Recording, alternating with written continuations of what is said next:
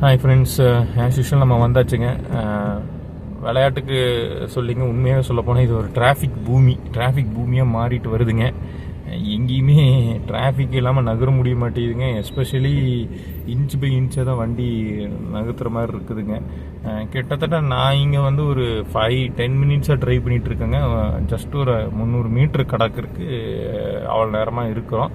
அதுலேயும் பார்த்தீங்கன்னாலும் சிரமமாக தான் இருக்குதுங்க. ஏன்னா ரோடுகள் வந்து நல்லா இல்லைங்க, எல்லாம் குண்டும் குழியுமாக இருக்குது. ஸோ நம்மளால் ஃப்ரீயாக ஓட்ட முடியலைங்க வண்டியை.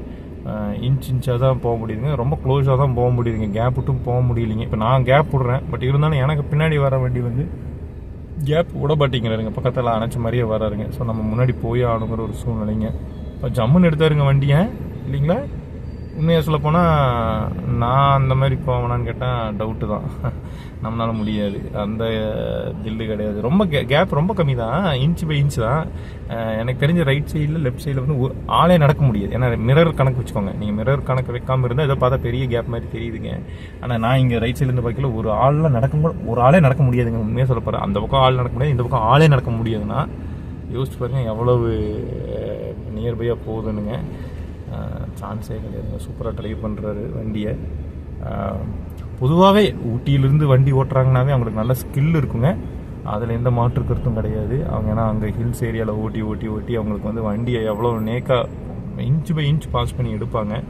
அதில் வந்து அவங்க கை தேர்ந்தவர்கள். அதனால் ஆனால் என்னென்னா கொஞ்சம் டிராஃபிக்கில் அவங்க ஓட்டையில் அவங்களுக்கு கொஞ்சம் ரிஸ்க்காக தெரியும். எனக்கு தெரிஞ்சு அவங்க டிராஃபிக் லேன் மேனேஜ்மெண்ட்டில் கொஞ்சம் டஃப்பாக இருக்கும் அவங்களுக்கு. ஏன்னா லேன் மேனேஜ்மெண்ட் ஏன் அவங்களுக்கு டஃப்னா, அங்கே வந்து கொஞ்சம்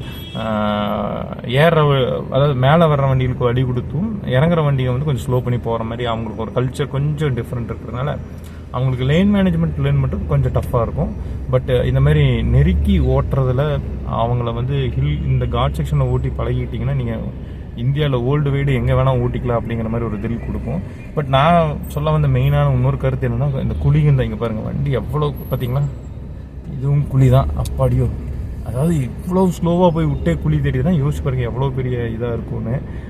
ஸோ தயவுசெய்து என்னோட வேண்டுகோள் என்னென்னா, கொஞ்சம் இந்த ரோடு நல்லா இருந்தால் எங்களுக்கு வண்டி ஓட்டுற கொஞ்சம் வசதியாக இருக்குங்க. கொஞ்சம் சீரமைச்சு கொடுங்க. அதே லெஃப்ட் சைடு அதே மாதிரி தாங்க. இப்போ நடுவுலலாம் ட்ரைனேஜ் போகிறதுக்குங்க அப்படியே நம்ம காரே பார்த்திங்கன்னா பஸ்ஸு மாதிரி லெஃப்ட்டு ரைட்டுன்னு கீழே இறங்கி ஒரு ஆட்டம் ஆடுதுங்க. அப்படியே பஸ்ஸு பார்த்திங்கன்னா அப்படியே சாஞ்சு அப்படியே போகிறது நம்மளுக்கே பயமாக இருக்குதுங்க. அந்த வீடியோ நம்ம சேனல் இருக்குது பாருங்க. ஹோப் இந்த வீடியோ பிடிச்சிருக்குன்னு நினைக்கிறேன். தயவுசெய்து உங்கள் ஃப்ரெண்ட்ஸ்க்கு ஷேர் பண்ணுங்கள். அடுத்த வீடியோவில் சந்திப்போங்க. நன்றி, வணக்கம்.